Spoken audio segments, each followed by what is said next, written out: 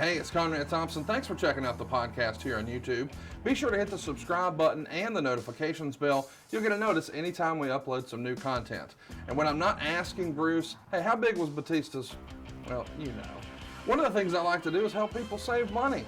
And if you're watching this video right now and you're in a 30-year loan, man, you're overpaying your single biggest bill and you may not even realize it. I want you to do a little experiment for me. Take your calculator out, multiply your monthly house payment by 360 payments. That's how many payments there are in a 30-year loan. That big scary number, that's your total of payments. You're looking at that number?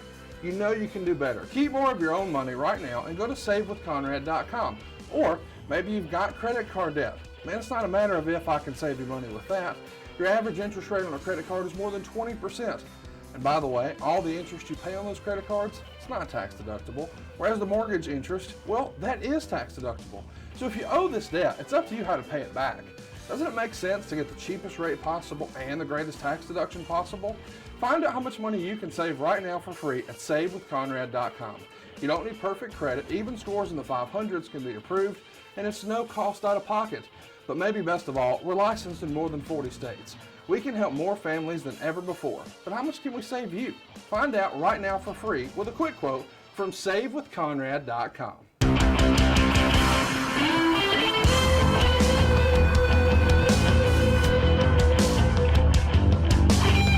Hey, it's Conrad Thompson, and you're listening to Arn. And of course, we can't do it without the founder of the Four Horsemen, the creator of the Spine Buster. He is AA, the enforcer, Arn Anderson. Arn, how are you, man? I am outstanding, sir. How are you? Man, better than I deserve. So excited to be here with you today. I love going down memory lane, talking about the good old days. And today we're going to pick up where we left off, October of 1986. This is peak Jim Crockett Promotions. But before we go any further, we should probably address that Georgia recently experienced peak Crimson Tide, and we have not talked about it here on the show. Now we know the playoffs are set. What do you expect, AA? What's it going to look like come the championship game? There is no disgrace in losing to Alabama. No, of course not. And we've often said that. We don't get heated. I didn't call to wish you luck or anything before the game because you don't need any luck. And they don't need any luck.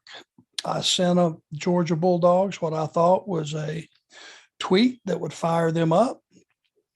Did not work. They got manhandled. So let me say this very humbly. I will continue to be a huge Georgia fan, but if they lose twice to Alabama, they don't deserve to be up there. Am I saying that right? Yeah. The better team will have won. I'm worried about Michigan first. You know, hey, they came out of nowhere, dude. They're they're no slouches.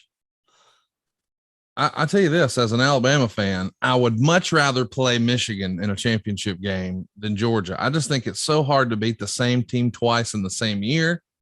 I would rather not play Georgia, but, you know, it could be fun, in a few weeks here and mid-January, you and I will both be wringing our hands on a Monday night. But first, we got to get through New Year's Eve, and I'm pretty excited, man. Alabama gets a new challenge in Cincinnati. And to your point, I don't think that Michigan-Georgia game is a gimme in either direction. No. And wouldn't it be something? Now, I just love sports like you do. You know, we got our teams and we're loyal to. What if Cincinnati ran the table? Yeah. Talking about sports history. That'd be one they'd be talking about for a while. I know I would. Yeah, but I mean, it would probably, that's about as likely as you getting drafted, in the NBA draft, don't you think? I mean, there's pretty much no chance Cincinnati gets there. It's a fun idea, but it's like a Disney movie. It's not real. Hey, listen, you don't know. Obviously, I'm not a tall man in their world, but I'm a dribbling son of a bitch, buddy. You didn't know that, did you? I did not know that, but I feel like we're going to have to get video up for adfreeshows.com. Hey, get it in a loud, clear voice right now. The line is 7.5. Georgia is a favorite, 7.5. If you were a betting man, I know you're typically not, but if you were, would you bet on Georgia to cover 7.5? Damn right. Well, they're going to come out. Here's what they didn't do. They're going to come out and run the ball successfully. And that defense that were beasts, let me tell you what I think happened. When number 99 blew up, it was pretty evident. It was because he was on the field the whole friggin' game. Let the offense run the ball, eat up the clock, score some touchdowns, and free up that defense, and you're going to see the monsters return. I will cover the 7.5. How about that? Now again, I know you're not, but if you're a betting man, as we're talking right now, Alabama is a 13.5 point favorite. Would you expect Alabama to cover 13.5? Even though we spoke earlier about wouldn't it be cool if, I got to tell you, if Alabama gets behind, which really seems to chap their ass, especially at halftime, they will probably win this one by 3 to 4 touchdowns. I hope it's a close game just because I enjoy good, entertaining games, and 13 still for a playoff game still seems like a lot. I might actually take Cincinnati in the points. It feels like a lot. I mean, if I'm Nick Saban and I feel like I've got that game in hand, I might pull my foot off their throat and not risk injury for any of my studs. So I'm going to take Cincinnati in the points, and I'm going to take Michigan in the points. So how about that? Well, hey, you're a brave man. You didn't get so damn wealthy, not having a set. You do have a set. I just know when you piss Alabama off, they can score at will. Yeah. Ask any team they've ever played. It's almost like it just kicks into another gear. It doesn't matter what the other team does. They can score as many as they want.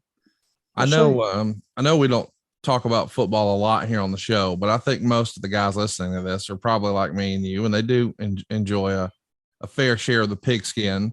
The big news as you and I are recording is Urban Meyer was recently released by the Jacksonville Jaguars. And obviously you and I are undercover Jaguar fans. We just have to be. We're pulling for our friends. But you bet we are. My goodness. What a story. Urban Meyer clearly suited more for college ball. How long before you think he pops back up as a college coach? 1 year, 2 years, 3 years? I don't think he will leave with his history in college. He will leave on this note. I know that when you play in the NFL or you're a coach in the NFL, you get canned when otherwise, if that would have been just a rotten season for him with a college team, they'd have probably let him finish it out. Yeah. But when you're in the professional game, there is not time to fix something like that. And they just went ahead and pulled the trigger. And listen, here's the thing. We've seen this experiment before. It didn't work with Spurrier. It didn't work with Saban. It doesn't mean those are bad coaches. It's just not a good fit in the NFL. So I hope he does return to college football. And I think it's interesting to think, if he waits a couple of years, what jobs might be possible. How fun would the SEC be if he wound up at Auburn and now him and Saban are in-state rivals? That would be tremendous. Whoa, that's some food for thought. Yeah. Absolutely. I just love great games. Yes. There was a game, Ole Miss and Arkansas earlier this year. Did you see that game? Unbelievable. Overtime city. It was as good as anything I've ever seen. Yeah. Sports wise. I forgot who was from where and what their names were. They were just going up and down that field, and that's an exciting game. I don't care what kind of fan you are of college sports. You like defense, and some people do. I like the high scoring ones, buddy. And that one was a nice one. I know we're bouncing all over the place. Stay tuned. We're going to be talking about October of '86 in a minute, but there's so much that's happening right now. I feel like we should at least mention, I think something pretty cool happened in wrestling on TV this week. We had a 60-minute time limit draw for the world title on AEW's Dynamite program. Hangman Adam Page is the champ. They went to a draw with Bryan Danielson, who most people believe is 1A or 1B best wrestler in the world.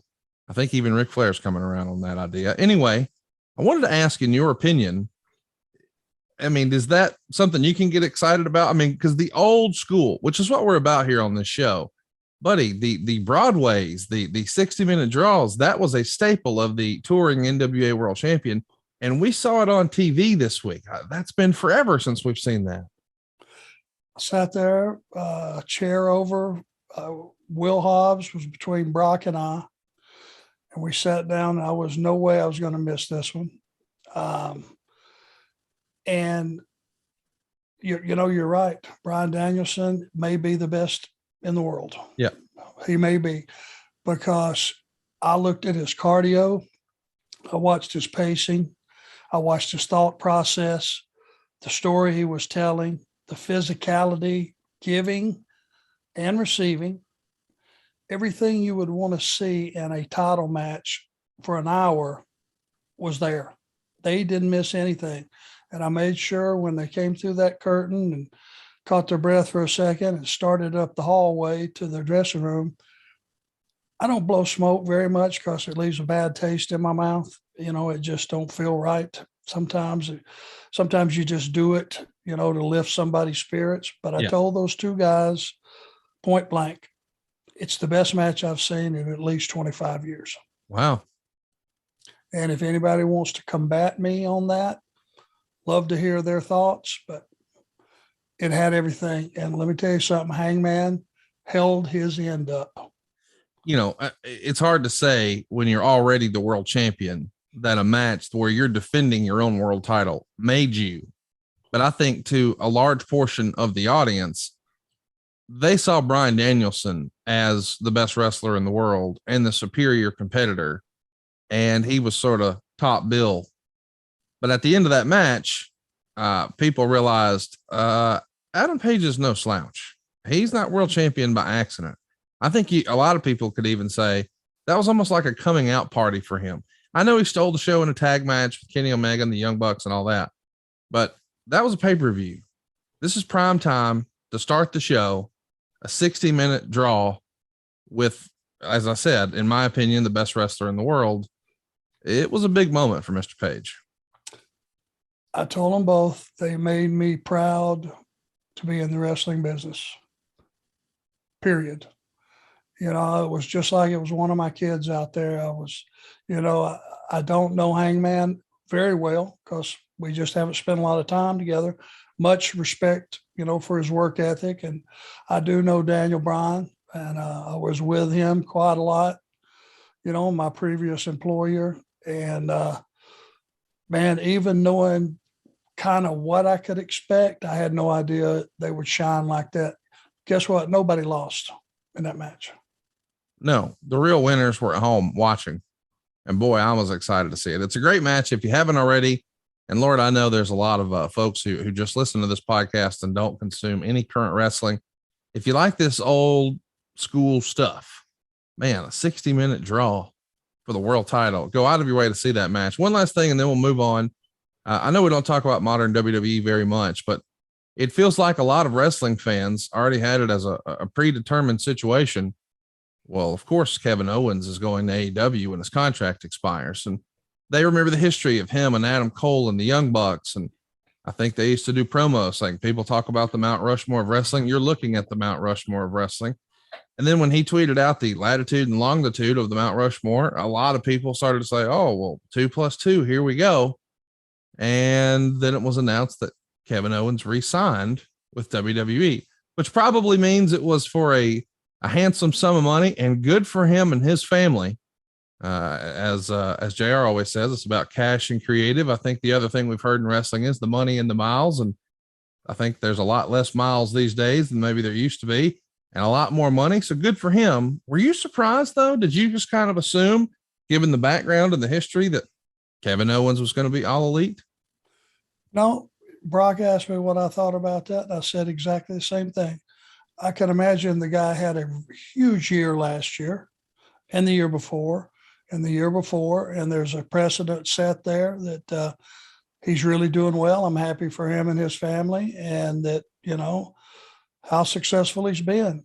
I want to see the entire wrestling industry have enough talent spread around amongst all these companies to where it becomes a dogfight, not just between two companies, but let's say 5. Yeah. And there's enough talent that you don't see because the rotation just doesn't get them on TV as much as we would like, but there's only so many segments to TV. There's a lot of tremendous talent out there that no one's ever seen.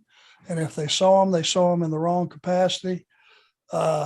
Yeah, I mean, I think there's room for everybody everywhere, and Kevin, must have felt pretty strongly that that was the decision he wanted to make, stay. So it's a plus for their company.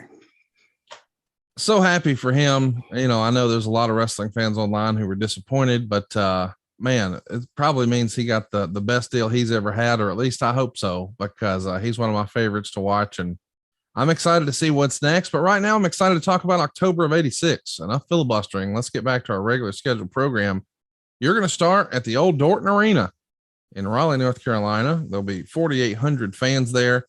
Unbelievably, Dick Murdoch is challenging Ric Flair in the main event. And he's just really popped up here in the second half of the year, and he became a staple for a bit. And then it was almost like poof, he was gone. And I realized that was really common back in the territory days, but by '86, the territories are really starting to wind down a little bit. And it feels like if you have an opportunity to work here, why would you want to be anywhere else? What do you remember about Murdoch's run here in '86? Well, I think it was probably like a lot of people. I mean, you think you wanted to come into Jim Crockett Promotions, but when you saw the schedule, which we've been running through, it ain't no day at the beach. No. And I think Murdoch probably was wanting to come in, work for a little bit. It was probably predetermined, probably on their first conversation, that he was going to come. I don't think he was coming and try to work out a spot where he could just stay for years. I'm pretty sure he wasn't looking for that. But when you have his ability and you have his notoriety and all those things, he immediately worked himself into a spot. And let's face it, in those days, Ric Flair, against the Roach Bug would have drawn. Yeah. Not to say that Murdoch was not well received. He really was. And like I've said before, when he is in the right mood and he wants to go out and tell you a story and work his ass off, he was excellent. Let's keep it going here and talk about October 2nd, the very next day after being here in Dorton Arena, the old Raleigh, North Carolina haunt. Now you're in Des Moines, Iowa at Veterans Auditorium. This is a Central State show where we're still at least pretending to wave that banner. And the main event is going to have the NWA World Champion Ric Flair against the TV Champion Dusty Rhodes. But second from the top, just like the night before, it's Arn and Ole in a losing effort to the Rock and Roll Express. You wrestled these guys in every variation of tag team possible over the years. Did you prefer when you knew you were going to be taking on Ricky and Robert? Did you prefer Ole? Did you prefer Tully? Who had better matches with the Rock and Rolls, in your opinion? Well, they were totally different. Ole would go out and beat the crap out of those guys and make them fight him. And in the audience's eyes, that's something a babyface has to be able to do. When he's down and he's hurt, you have to know that he's going to have the resilience to not quit. That's the kind of match Ole and I would have with him. Tully and I would shine those guys up a lot more, and it was a higher pace with those guys looking really, really good. And it was easy to do because they were really, really over. But my choice, even though there were two different matches, probably enjoyed Tully and I. It just was a more action-packed match, I believe. Next up, October 3rd, the beat goes on. Kansas City, Missouri. Once again, you work in second from the top. There's only 1,200 fans here, though, in Kemper Arena. We've talked a little bit about Central States that you and I don't really believe there was a big financial transaction. It was probably more of a way to just save face. I believe we even talked to Mr. Jim Crockett Jr. about that on our conversations with Conrad over at adfreeshows.com. But when you go into Kemper Arena, which is not a small building, and there's only 1,200 fans there, and you got Ric Flair and you got the Rock and Roll Express and you got the Andersons, how defeated is that? Do you blame that on just, hey man, they killed this town and we're trying to breathe new life into it? Or what's the rationale when you're hot everywhere except here? Well, the wrestling business was dead in that entire territory. I don't think, other than if you count St. Louis, and you really can't, because St. Louis was a standalone town. It really was a part of a territory. I mean, it was, but it wasn't. It was more of like an island unto itself. But that place was completely dead. It's probably a miracle that you had 1,200 people there. Because, in those days, and when a territory had exhausted everything possible that the audience was willing to swallow or watch or participate in, and you heard about territories dying, it was a real thing. And you couldn't just revive them by bringing in a few stars and jump it from, I'd love to hear what the previous show was. What, 200 people, and they say it jumped to 1,200. I'm just guessing. But with the regular crew in there, I know that there were a lot of guys that had moved out there and were trying to salvage that territory that were starving to death because they were getting paid off the house. So, 1,200 may not sound like much, and it probably wasn't much for where we were. When we were hitting big. When we were missing big. So that would have been one of those situations. You're going to return to Charlotte at the Coliseum on October 4th. And once again, you're working second from the top, Ric Flair and Dusty on top. But of course, it's the Rock and Rolls versus the Andersons. But the reason that this match or this show in particular stands out to me, they ran a couple angles too. Paul Jones is going to take the mic and open his briefcase to try to buy the services of Manny Fernandez. Fernandez bends down to look at the money, closes the briefcase, shake Jones's hands, and then hits Jimmy Valiant in the head with the briefcase. So all of a sudden, Manny Fernandez is a bad guy. You remember that angle, the reaction? I mean, once upon a time, him and Jimmy, for most of 86, what a beloved tag team. Yeah, I remember it. And it was time to do something with Manny. Of course, we'll know that he's got a partner that was a pretty big star on the way, coming soon. And we know who that was, do we not? Do we want to divulge that yet? Go ahead. Well, it was Rick Rude. Yeah. This is his debut show. And Rick Rude, in his second match, he's going to have, it's his first match here with the promotion. But Tim Horner versus the Grim Reaper would open the card that night in the Coliseum. But Rick Rude would beat Alan West in Rick Rude's Jim Crockett Promotions debut. Was this the first time you would have met Rude, or would you have crossed paths with him somewhere else before? Georgia Championship Wrestling. There you go. Yeah, back when I was there and Matt Bourne got fired and Ole couldn't figure out what to do with us, so he turned me babyface, which was a horrendous thing to do. Man Mountain Darso, who was Crusher Khrushchev later on, was a babyface. And I think we had the Indian fellow, what is his name? Joe Lightfoot, were baby faces, and we were wrestling the Road Warriors and Rick Rude on some loops back in the day, Georgia Championship Wrestling. So you can imagine when you run through those names, who took the beating. That'd be Lightfoot and myself. But yeah, that was my first time meeting Rick Rude, and all the Minnesota boys were tight and good friends and everything. So Manny Fernandez being a heel, though, you were for it? Made sense to you? You were behind that move? Yeah.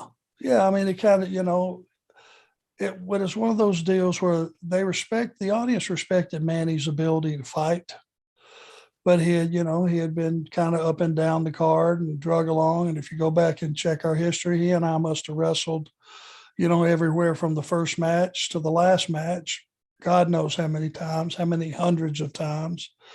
But I think the audience respected him for, his ability to fight. And when you turned him heel and put him with Paul Jones, it was just a fresh coat of paint for him. Let's also mention this Rude debut. This is not quite ravishing Rick Rude that we would see in the WWF. I mean, this is rather humble beginnings, and very quickly he's going to have great tag success with Manny Fernandez. But eventually Vince McMahon takes a look, thinks he has an idea, and Rick Rude became one of the biggest and most iconic stars in the 1980s. And really, he did it in like 2.5 years. What an impression he made with Vince. What did you think of the presentation when you finally saw the ravishing Rick Rude character and all the hijinks with the mic work and the kissing the girls and the whole deal? Custom made for Vince. Showbiz. Yeah. What is Vince like? Entertainment. What is he like? showbiz.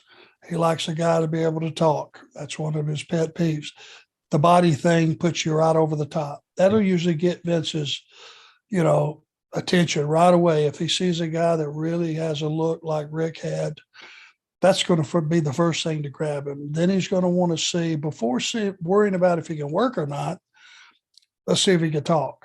So Rick Rude was custom made for the WWF at that time and what they were selling.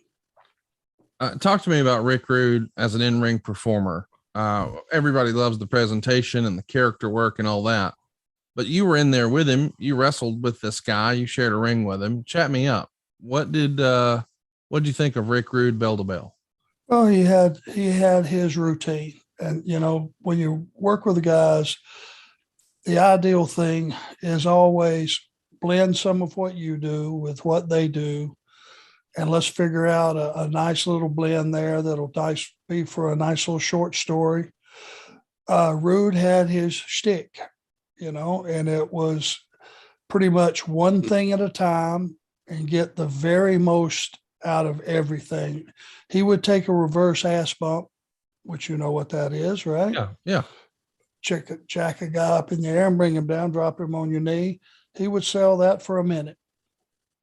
And, most guys couldn't have got a minute out of it, but he did. And if you just left him alone, and then he would do something immediately after and get you down, and something would happen, and he would go to do the swivel hip, and he would start back selling his back from the reverse ass bump and things like that. He got the very most of every little thing he did. Now, Rude, from what we always heard, was pretty salty character, pretty tough. And I believe the guys that told me that because they had credibility. So, if anything went south out there, I'm sure, Rude could handle himself. But it was more of a methodical style. He had good fundamentals, but he just didn't do a lot. He's a classic example of a guy that has a persona that is over and people want to watch it, and he can slow down and do things and get every little inch out of everything. And he's the master at that.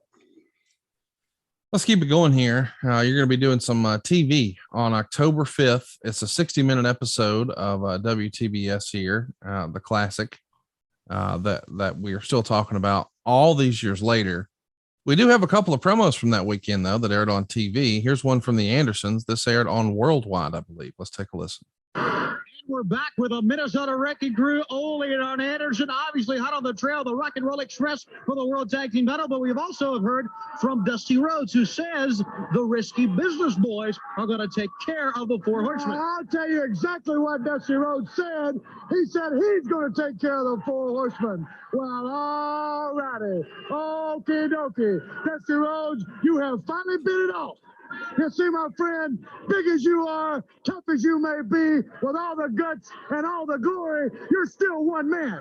The Four Horsemen are four individuals that have been molded into one unit. And my friend, as I can tell you, the way to defeat any army or any team is divide and conquer. It's not America's team. It's now Dusty Rhodes on a single vendetta with the Risky Boys kind of in the wings. Well, Dusty Rhodes, The Rock, said it once before. He's saying it again. You're through. You're out of here because, my friend, you've got in our face. You've got in my world television title. And, my friend, the end result is going to be you're out of here, period. Tell him, Rock. I guess we're supposed to start getting real worried. I tell you what, if you take a look at me, you take a look at Arn, you take a look at Flair, or look at Tully Blatcher, you're going to see some guys that got broken hands, broken arms, elbows, scars all over them. Now, what do you think that means? You think that means we've been taking it easy someplace at the Lazy Rest Motel? No, that means we've been sticking our nose in everybody's business, and we're sticking our nose right in your business, Rhodes. And I guarantee you, before we're done, there ain't going to be no Dusty Rhodes. 86 is the year you're through. Wahoo McDaniel's in the ring. Man, what a great promo. Damn.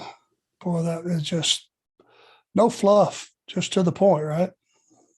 Great on both. I mean, you can really see your evolution. It certainly feels like you've got your own style, but you're picking up a little bit of Ole's delivery. It's very matter of fact. It's certainly a little more animated. It feels like he brings it down a little bit, but you're not leaving any room for error about what you're saying. There's no matching his credibility, that's for sure. I think it was one of the things that made me better, because I knew I had to be different from him. I had to be something that the audience would believe and not look like I was just trying to copy Ole, and starting to get there at that point. Let's take a listen to the promo you guys did, I believe, on Pro, which was the syndicated show. Here are the Andersons. Fans, right now, here's Ole Arn Anderson, Minnesota Wrecking Crew. First of all, Rock and Roll Express. Well, first of all, Bob Cottle, I want to tell you the Four Horsemen are very observant. And we just saw Tim Horner, fine young wrestler. He's on the scene. He's going to create a lot of problems from anybody. So I just wanted to say, we know you're out there, Horner. We notice everything that goes on now for more important business. Rock and Roll Express, time is running out for you guys. Yes, you have been in a lot of battles with the Minnesota Wrecking Crew, and yes, you are still world champions. But like I said, on any given day, any person or any team can get beat. The whole scheme of things is based on human error. If without human error, everything would be equal. So the time is coming, Rock and Roll, that the Minnesota Wrecking Crew, which is synonymous, when your name is Anderson, it's synonymous with being World Tag Team Champions, and that is on the horizon. As for you, Dusty Rhodes, we've said time and time again, it's over for you. So rest assured, you're one man against the Four Horsemen, and nobody can withstand that. Tell them, Rock. You know, there's nothing that can be said. Now the time is over for the talking. We've got to go in the ring. And Rock and Roll Express, we're looking for you. We're going to take those belts. There's no question in our minds. And the one man that I want more than anything else, Dusty Rhodes. They say there's a whole lot of words. They gave me a dictionary, in fact, that said you can't say this, you can't say that, you can't say a whole lot of things about Dusty Rhodes because they won't allow it on TV. I'll just tell you this, 86, it's over for you. Rhodes, you're through. All right, fans, there it is, the Minnesota Wrecking Crew, and let's go to the ring now for more action. Man, I love Bob Cottle's voice. It just takes me back. I wish he would narrate my life. Sometimes we watch movies and you get the inner dialogue of the main character. I wish Bob Cottle would just narrate my life in my head for me. I think life would be a little more fun. I'm sure of it, and I'm pissed at myself for cutting him off now, damn it. He's such a gentleman. Great guy. I do want to ask about that promo in particular. I'm not saying this was the case here, but it did make me wonder. Did you ever get going in a promo and let's remember too, a lot of these promos, like the ones we just heard, that was done in an arena. So there are fans in the building. Maybe not everybody's intently watching everything that you're doing because they're still shuffling guys to the ring and all that, but this isn't in the back of the warehouse. So it's not like you're going to do a million takes. Did you ever in the early days start a promo and somewhere in there get lost and feel like, oh shit, how am I going to wrap this up and get back on track? How do you deal with that anxiety of the red light is on, there's fans here, and I'm really not happy with what I'm saying. I got to change it up here and I'm not sure what to do. I don't remember completely losing track with where I was in the thought process and what the general idea of the promo was. I know I stumbled over some words a lot. You get on a roll and there's that one word that's going to punch whatever the point you're trying to make. And I couldn't think. I don't know if you've ever had that happen to you. You can't think of the word I'm thinking of. Yes. And it's like the whole thought without that word is just going to diminish. It's going to go away. I'm sure I did get lost, but the key was it was live TV and you kept that on nobody's going to say, cut. Okay, folks, we're going to start over here. Didn't happen. If you stink it up, guess what? It went right on television. So I don't have any that really jump off the page, but God, I'm sure they are. Learning how to do promos is it's a process. It's like learning to wrestle or learning how to drive a car 400 miles, starting at midnight every night. It's a process. And it's something that you really have to think about and you got to outline it in your head. Nobody sat down in those days and wrote anything down, either for someone else or for yourself. It was you outlined it in your head, you figured out how much time you had, and you couldn't go short, but you really couldn't go long, because if you were on last and you went long, guess what? We're going to be off the air before you finish your thought, and that's kiss of death. Yeah, no good. What is good though is whenever we can get the 605 crew together, talk a little trash on PBS. Here we go. Ladies and gentlemen, welcome to World Championship Wrestling. David Crockett, Tony Schiavone. Tony, we've got them here, the Minnesota Wrecking Crew. And you know when the Minnesota Wrecking Crew's around, they're looking for the World Tag Team title. And we're with Ole and Arn Anderson right now. Tony Schiavone, when I first became associated with my partner, The Rock, a lot of people said, maybe this guy's a little too young. He's unproven. Maybe when he comes out here on national television and he flaps his yap, maybe we should just take it with a grain of salt. But as you can see over the past couple of years, when I tell you something, my friend, it's going to happen. It comes from being raised around The Rock, Gene Anderson, Ric Flair, my cousin. You see, the Four Horsemen is not just an idea. It's a theme, it's a theory, it's a state of being, it's a state of mind. In order to qualify as one of the Four Horsemen, you got to be able to back up what you say. It's just like this individual standing in the ring. On one particular night, I told Magnum TA, don't get caught alone, Magnum. Everybody went, give me this right here. You know what I'm saying? Well, Magnum knows exactly what happened to him. You take the hit list. Sam Houston, Magnum TA, Dusty Rhodes, Rock and Roll Express, Ronnie Garvin. What happened to them all when I made a threat? It all came true. Well, Rhodes, The Rock made a threat. He said, 86, you're out of here. Well, Rhodes, it's just like telling you an ant can pull a freight train. Hook it up. And Rock and Roll, when we tell you we're coming after the world tag titles, that the Minnesota Wrecking Crew are by far the finest wrestling machine on the face of the earth, you better believe it, because I told you so. Ole and Arn Anderson, the Minnesota Wrecking Crew, on the program today. Tim Horner, Nature Boy Ric Flair. Man, because Today, Tim Horner, Nature Boy Ric Flair. Man, because I told you so. That's good stuff. Stone Cold said so. I mean, a little early, right? 10 years before he said it. There it is. How about it? That's mighty pompous of me put myself in that league, but I don't want to be involved when he sends you a text. So I'm saying a loud, clear voice right now. That was not me, Mr. Austin. That's another one. When he spoke, you listened because you believed it.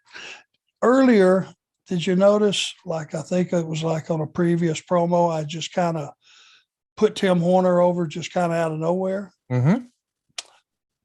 That's how you, when you got established and you want to reach down and grab a guy and pull him up a notch, that's how you do it.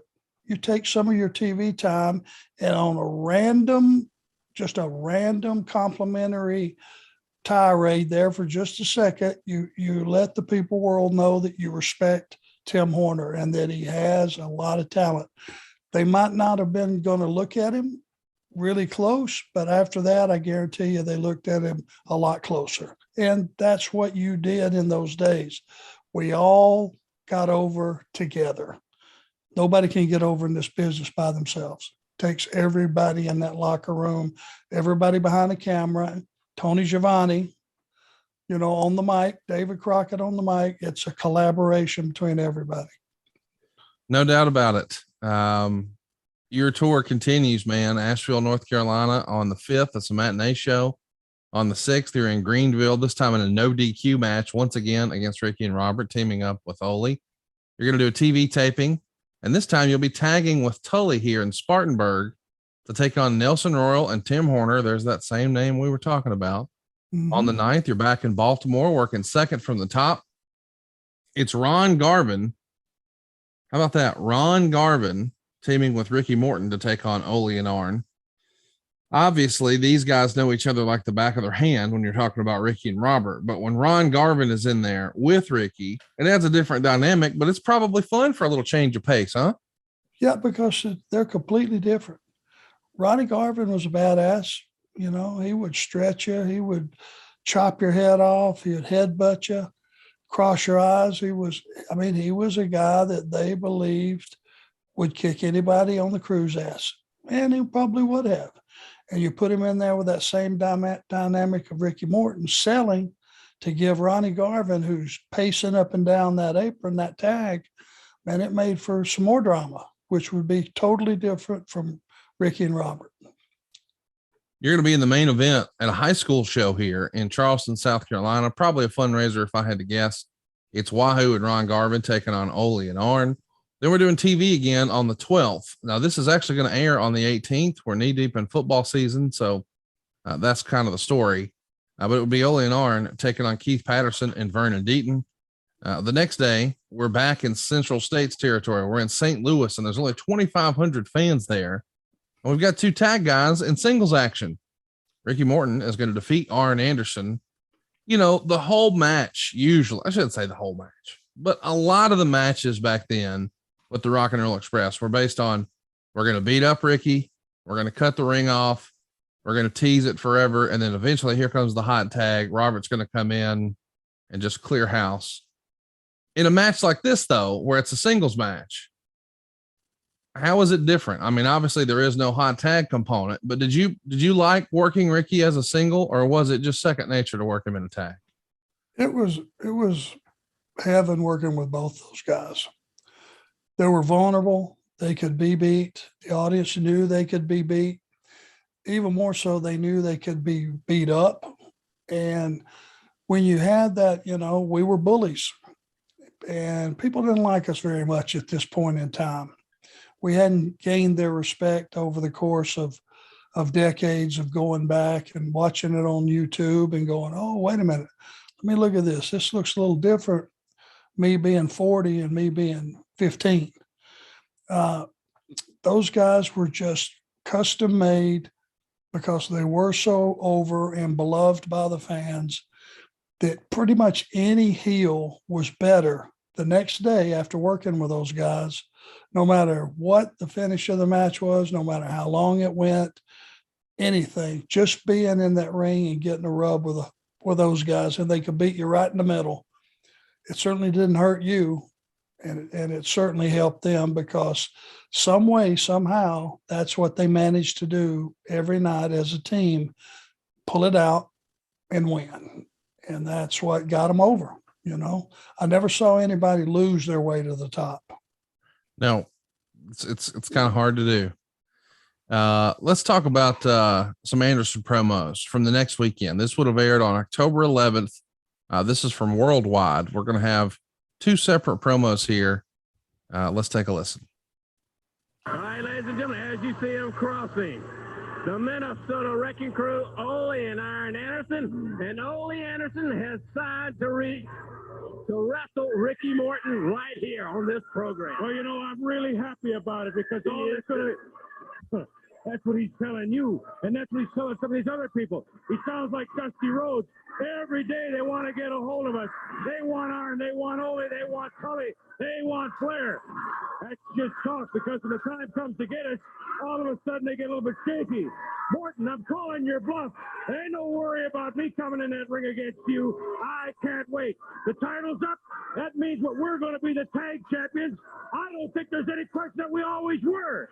You better take a look, maybe give a long-distance phone call to your partner, Robert, and ask him what it feels like with 3 broken ribs laying in the hospital. Ricky, you're going to have more than 3 broken ribs when I get done with you. Rhodes, you stick your face in it, we'll get rid of you too. I made the prediction, 86. There's only a couple of months left. You better do something quick. Hey, ladies and gentlemen, we'll be... So fun. That same show, you're going to go on to have a match here, and we're going to play the end of that match, and then there's going to be a Horseman promo. Let's take a listen to this segment. The side of the face is like cutting in the nose. Ole Anderson really putting the wood to Ricky Morton. Looks like we're here in Spartanburg. What a hot crowd they were known for. You're on the outside, and you can see the fans are getting behind Ricky in a big way.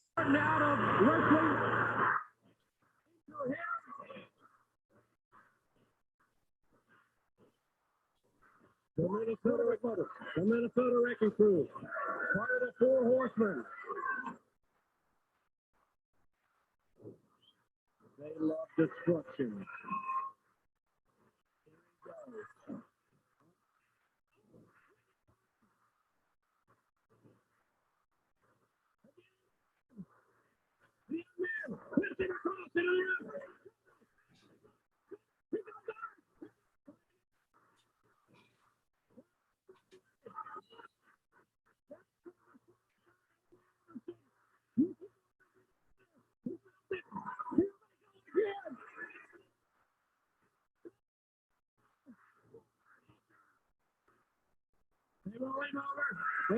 So double gourd buster as you interfere, and you see Tommy Young waving on help, and here it comes.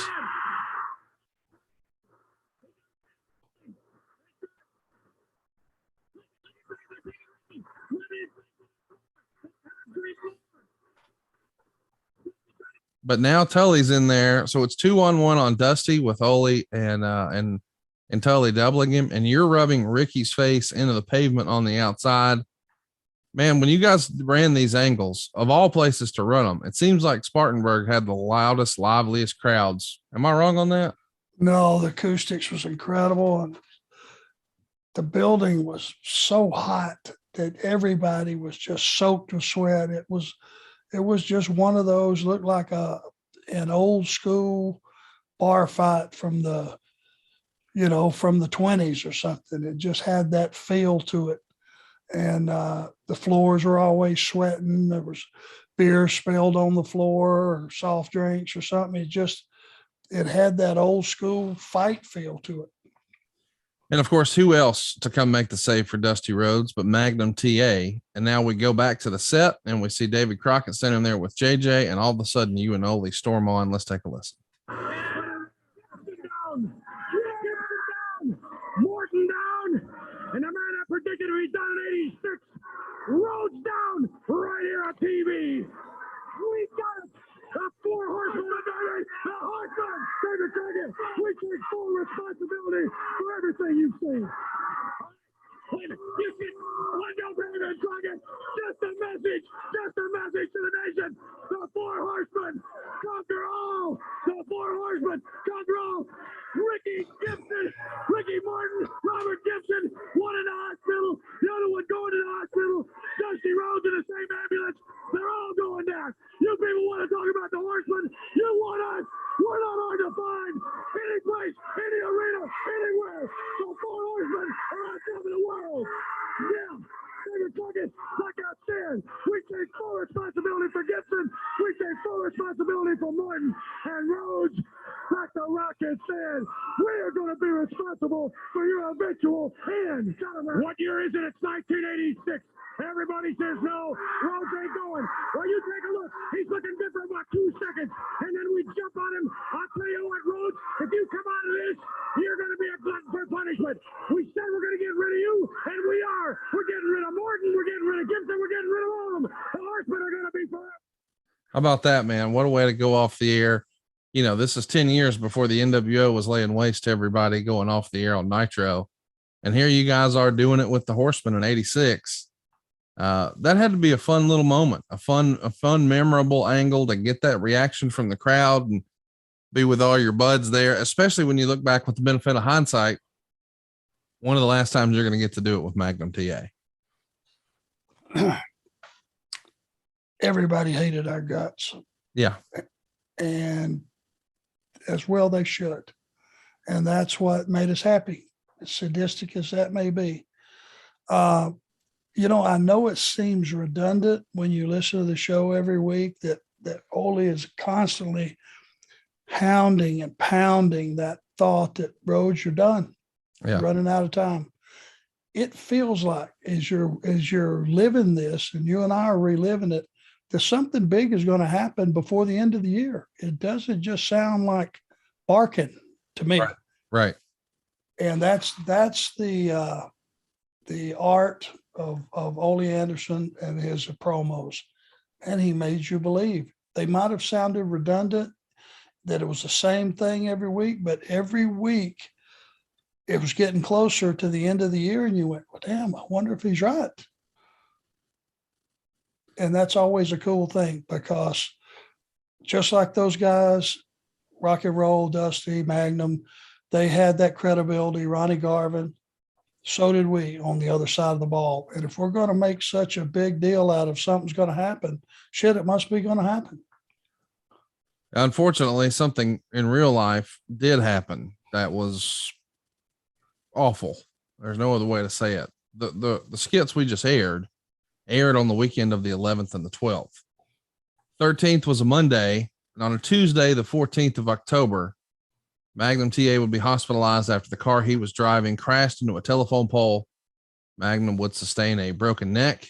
He's paralyzed from the chest down, and he's initially put on life support. He was returning to his home in Matthews, North Carolina from a bar in Charlotte, but he had not been drinking, and he was driving 55 and a 45, and the roads were wet due to rain. And woof, his life and Jim Crockett Promotions perhaps changed forever. You know, we've talked about this injury and this moment for years and years and years, and we've heard from all the players, but it's really hard for myself included to probably grasp what a big star Magnum was and how he was really on the cusp. Because as we know from talking to Mr. Crockett, the original plan for Starrcade 86 was Magnum versus Flair. And we know that's not going to happen, can't happen. But Rick would go visit Magnum in the hospital, and he actually left the world title on the Iron Lung. I was supposed to drop this to you, and it never happened. And a lot of people thought, you know, as much success as Hulk Hogan and Vince McMahon is having over here with the WWE or whatever, this could be our white meat babyface superhero, Magnum TA. And it didn't happen. How did you find out about the accident? Who told you? Where were you? What do you remember about first hearing something's not good? I'm pretty sure Rick called me in the morning and said, "You're not going to believe this." And Magnum had a car wreck last night. He's in bad shape. They're not sure if he's going to make it. Now, this was a time when guys like me who had never had really nothing to speak of in life had all came together in Jim Crockett Promotions from all over the country, I guess all over the world for that matter. And we're part of a crew that had came in, you know, early 85.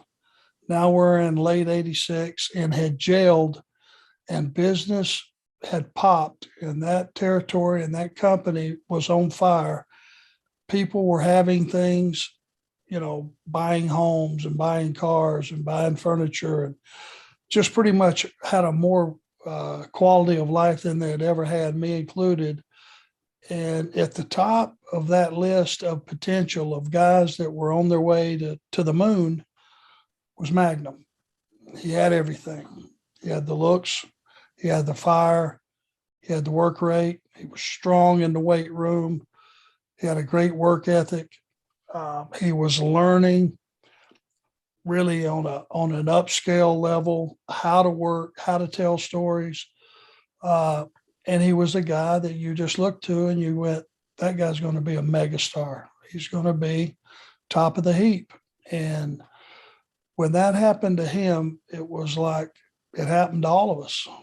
You know, he was the guy that we collectively as a company were going to all pool our talents and get him as over as you could possibly get a guy over. And that was the game plan, even though it wasn't discussed. We all knew what was up and everybody was on board. And I can't remember how many of us was, but if it was JJ and Tully and myself, Rick, but we went down to the hospital and Doug Dillinger made arrangements for us to go. I mean, it's not like we could just walk in the front door of the hospital. We were still trying to protect the business, and they brought us in through a back door through the basement or something and took us up I want to say a freight elevator to his room. And they actually let us go in and see him for just a couple of minutes.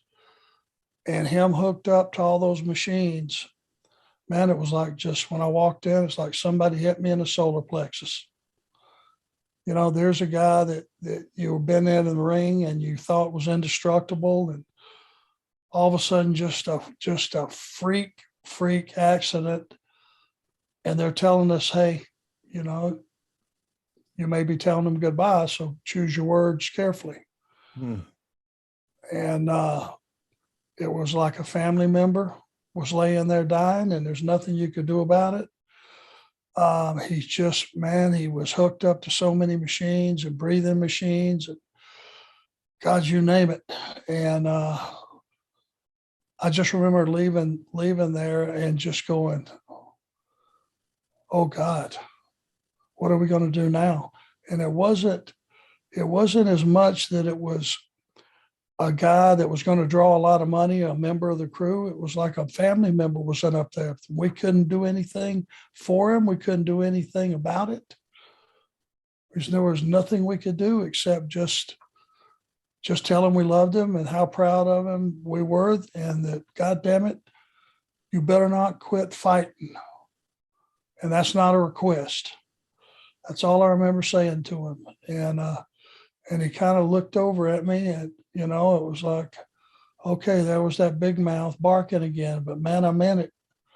We left there. There was no way I was going to allow him to quit fighting, because at this point, he was the only one, along with those wonderful doctors and nurses, that could save his life. There's nothing we could do except just pray for him. And that's what we did. And, you know, the evolution of that injury, I mean, he's one of the toughest guys on earth because he's still with us. But that morning, just everybody that worked for that company, and I'm pretty sure everybody that knew Magnum and guys that worked in other companies, it's like time stood still that day, and the world changed for all of us. Let's also put into context.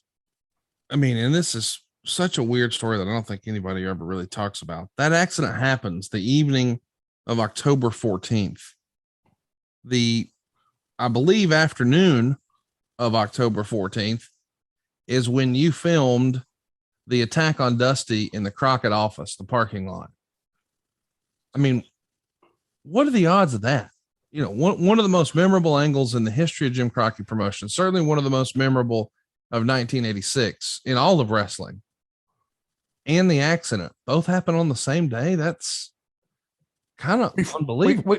We filmed in the morning, right? And that happened in the evening? Yes. The accident happened in the evening. And, you know, I only said that the attack was probably filmed in the afternoon because I know the rest of our schedule was probably didn't happen at 8 a.m. So tell me the story behind the story of how you guys put together the attack on Dusty in the parking lot. Well, it was all planned. It was all set to go. We had everything worked out. I guess they had taken a dry run from, you know, with the camera and JJ's Cadillac down and looked it over and looked at how it would feel and where they would turn in and where they would park. Everything was mapped out. It was ready to go. And we knew this was going to be one of those things that was, I don't remember ever seeing anything that felt that real to me, as far as being in the car. And we got the camera guy in there, and JJ tells him, hey, you keep shooting, you just keep that camera on what we tell you to. It was something like that just, it suddenly became real, because now you had a reason for the cameraman to be there. You know, a lot of times that suspension of disbelief would pop up and they go, well, what the hell's the camera doing in there? Well, we explained it. We hired you. We know what we're fixing to do, and we want the world to see it. So you just point the camera where we tell you to. It had so much, you know, reality base to it, and it was so raw. Just, you know, out there in the gravel at Jim Crockett Promotions at the office, you know, it all went down in the back in the gravel, and it just had a rough feel to it. It wasn't cinematic by any stretch of the imagination, but it was, man, we knew we hit a grand slam. But God, we didn't have much time to enjoy it. No, man, it's so crazy to think it happened right then. By the way, I want you to throw this in your Google machine. If you're not able to see this, maybe you've never seen it before, you should go out of your way to watch Horsemen attack Dusty in the parking lot. Just throw it in your Google machine. We're going to play the audio to it right now, but man, what a moment. Let's take a listen. let's talk about Dusty Rhodes, Tully Blanchard, and the situation that's developed between those two men has been building for years and years and years. That's right. Really, you have to include, it's the four horsemen. That's right. All right. Dusty Rhodes, every year, Dusty Rhodes been a part of Starrcade ever since the beginning. All right. There was a match last week in which Dusty Rhodes, they said if he lost it, he could not go into Starrcade. It was a part of the contract. Right. That's right. All right. Tully Blanchard and the four horsemen, they wanted Dusty out. Any way they could. All right. They want some extra insurance going in that match. And you know exactly what they did to Dusty's arm. Let's take a look at what they did to the hand of Dusty Rhodes. Yeah, that's him. Hey, go on.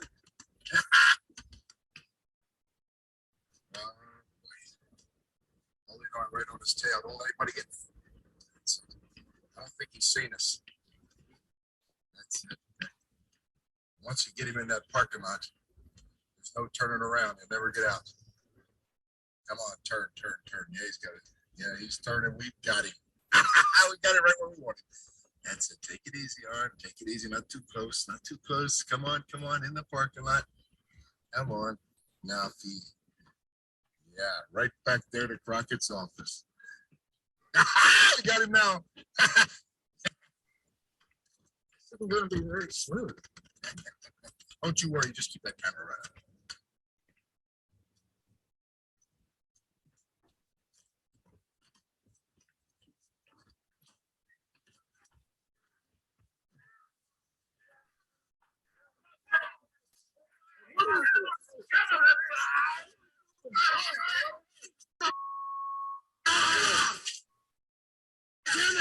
I'm not going to shoot this. I'm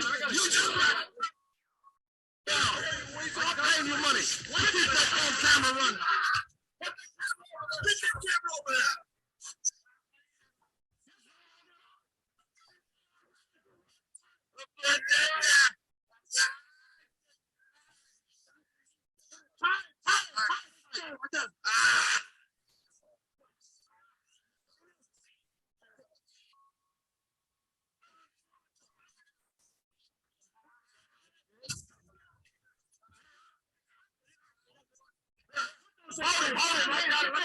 Hold it right here. Get it, can you get it? Get it over.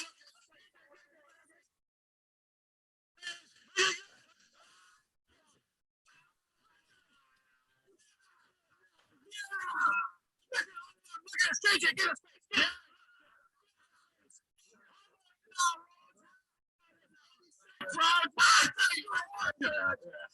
I want this to stand as a warning, Rood.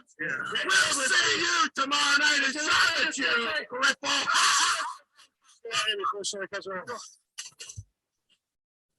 So what do you think, man? I mean, hearing that back, probably the first time that you've seen or heard that in quite a while.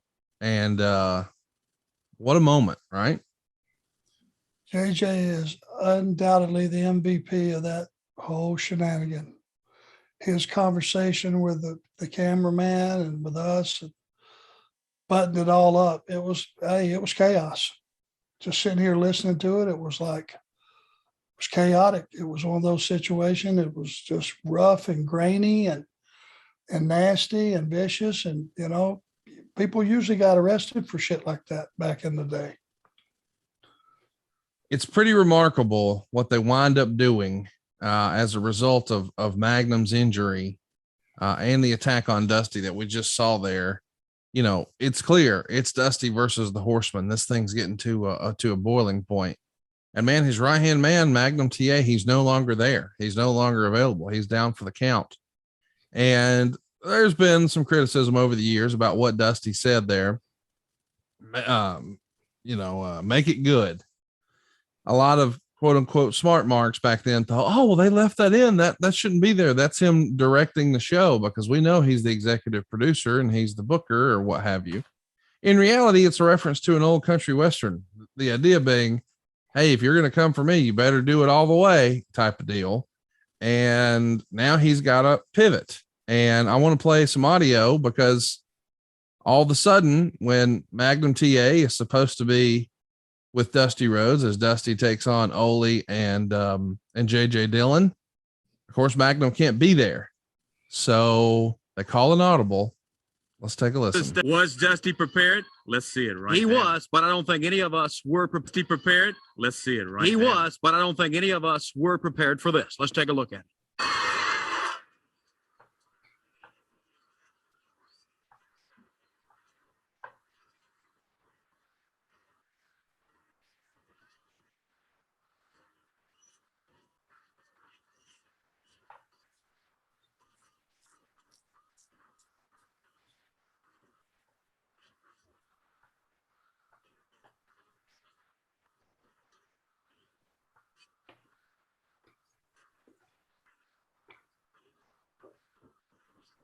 So Dusty's now in the ring getting double teamed. Nikita is on the edge of the ring.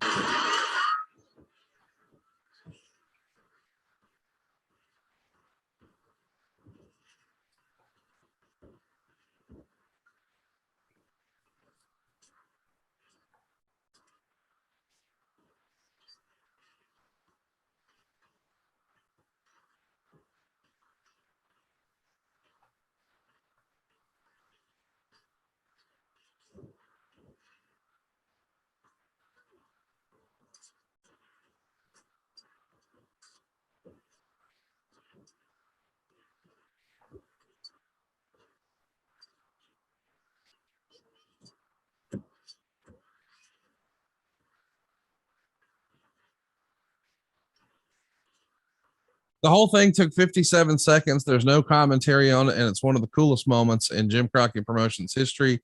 And no, it did not happen in the Carolinas. It's Philadelphia, Pennsylvania, in the Civic Center. You were on that show, teaming with Ole to take on Ricky and Robert, but this is the main event. And by the way, we're at the height of the NWA WWF war. So Hulk Hogan is working right across town that night with the WWF. And after that moment, as Ric Flair comes out to sort of observe what's happening, and he's sort of talking a little bit of trash to both Dusty and, of course, to Nikita now, who he thought was a fellow bad guy, if you will. Dusty gets on the mic and says, "Tell Hulk Hogan that Dusty's in town," which is kind of fun. 7,000 fans here in Philly. That angle where Dusty was attacked in the parking lot aired on the 18th, the morning of this show. So when Dusty comes out, he's got the cast on.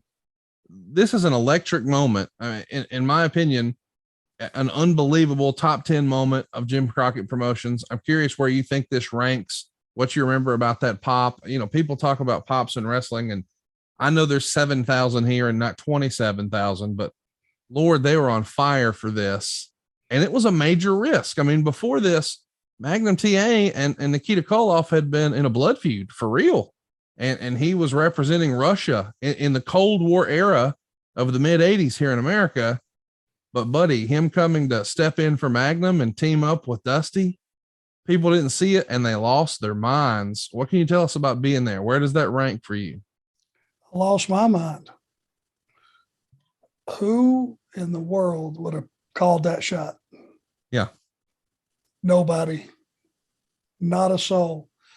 And being the fact that we had worked with most of all the other baby faces, who's your next biggest killer on either side, in either dressing room? And that would be 275-pound Nikita Koloff. I bet you if you went back and checked the record books, till that day and time, he probably never been beat. When you figure? I mean, now, Ivan probably would have, Crusher Khrushchev would have. I bet you Nikita had never been beat. Well, they're fresh off of the best of 7 series. So there had been some losses here and there, but your point is he's like the original Goldberg here. I mean, he is this dominant force. He hits that Russian sickle. I mean, he works like a road warrior. He looks like a road warrior, but he's got that Russian accent. So he's not cool. We don't want to cheer him. We want to boo. And he's the polar opposite in every way of Dusty Rhodes. And for some reason, man, people ate it up. That crowd response is, I mean, I got goosebumps just watching it back. And this is my 4th time seeing it this year, but it's fantastic stuff. Yeah, it really is. It was so well done. And he's so credible. And man, it was just one of those things that just when you thought, okay, company's going to take a hell of a hit, you have something like this happen and it just flames up again. And the beat goes on. After you're in Philadelphia on the 18th, you zip down to Atlanta for TV. You and Ole get a win over a couple of enhancement fellows. You're back in the Charlotte Coliseum that night, working with Ricky Morton. You're in a losing effort there. Greenville, South Carolina, you're working on top. It's Dusty and Nikita taking on the. Let my family save your family some cash. You don't need perfect credit. You don't need money out of your pocket, but we will save you money. It's not a matter if, it's a matter of how much. SaveWithConrad.com. Anderson's in a steel cage match. On the 21st, we're doing a TV taping, and it's Ole, Arn, and Tully getting a win in a 6-man enhancement bout. We would do it again, this time in tag team action, Ole and Arn against Nelson Royal and Tim Horner. Then we're going to go ahead and hit up Pittsburgh, Pennsylvania in front of 10,000 fans. Robert Gibson's back, so it's Ricky and Robert against Ole and Arn. Second from the top with Flair and Dusty main eventing. On the 25th, we're back in Greensboro, and Jimmy Valiant's working with Gary Royal, who randomly is substituting for Rick Rood here. And now Rick Rood is taking Manny Fernandez's spot against Hector Guerrero. So a little bit of shuffling going on at the bottom of the card, but the top of the card looks the same. It's Dusty and Nikita taking on Ole and Arn in a steel cage match. On the 26th, you're back in action in the Omni. We've established for a long time here on the show, this was like your Madison Square Garden. Flair's going to be taking on Dick Murdoch, but second from the top, it's Dusty and Nikita against the Andersons. Man, this has got to make you feel good. You know, you're standing across the ring from, you know, one of your childhood idols, the guy you sort of grew up loving, and Dusty Rhodes was such a big star. And he's got this new hot, freshly turned baby face in Nikita Koloff, and to your right is your brother, if you will, in arms, Ole Anderson, and you're in the Omni. This is pretty damn cool, man. And a whole different dynamic. I mean, let's just put it to you this way. Nikita Koloff was a steamroller, but he was not an artiste. Yeah. He was not a great performer. He was great when he was running you over. He just wasn't accomplished at taking a beating. And at that particular point in time, we wouldn't have tried to give him one. He had to be the secret weapon that put Dusty back on top. As far as having a partner that he could trust and that you knew would hold his end up and all those things. And, man, they were a hell of a formidable team.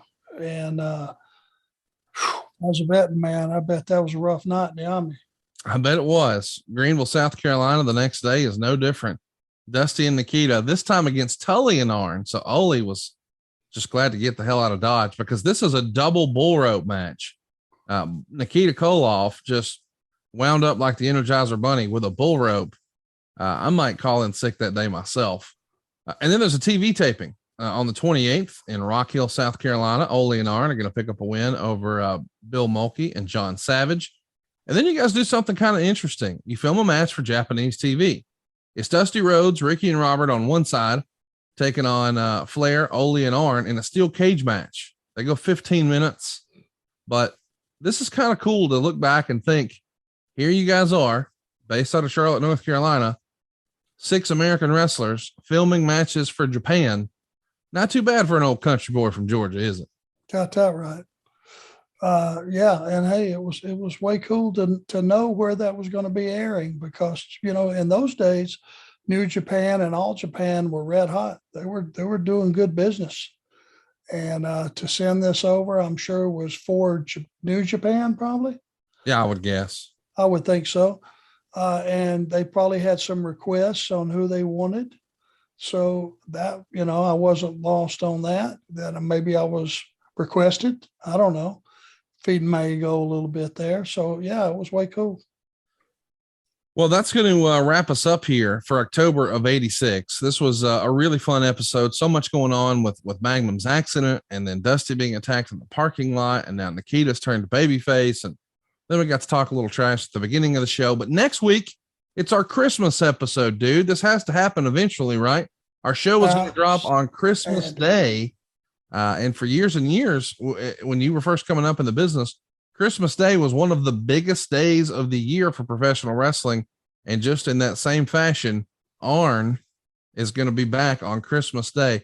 Man, I'm like a damn old school wrestling promoter. I got you working on Christmas, man. Hey, I got the Derby now. All I need is my beard's probably gray enough. I probably could just put on the hat and be Santa. Well, Santa Arn will be here next week, and we're going to be talking about Starcade 86.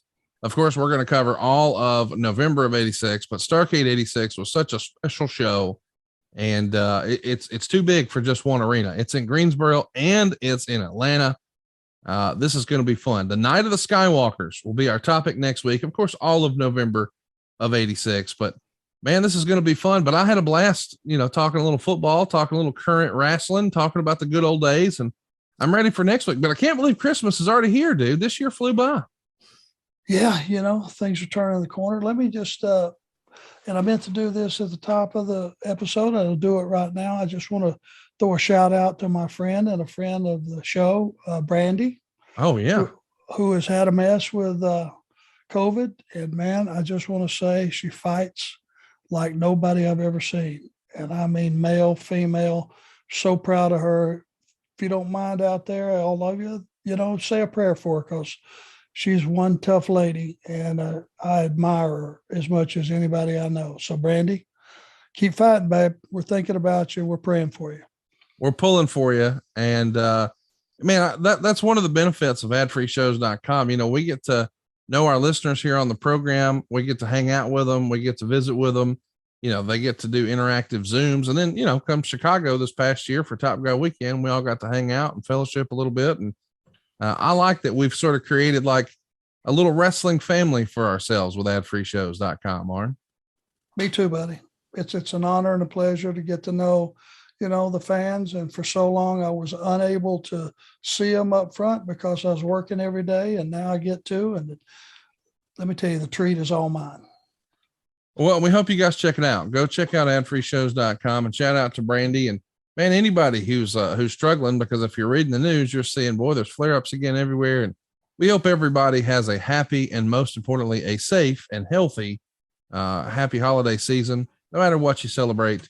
Me and mine, we're going to be celebrating Christmas, and I can't wait to be back next week. What a Christmas treat. Look under the tree next Saturday, and what'll be there? It's Arn. Hey, it's Conrad Thompson. Thanks for checking out the podcast here on YouTube. Be sure to hit the subscribe button and the notifications bell so you get a notice anytime we upload some new content. And go save yourself some money right now. If you're in a 30-year loan or you have credit card debt, it's not a matter of if I can save you money. It's a matter of how much. Find out right now for free at savewithconrad.com.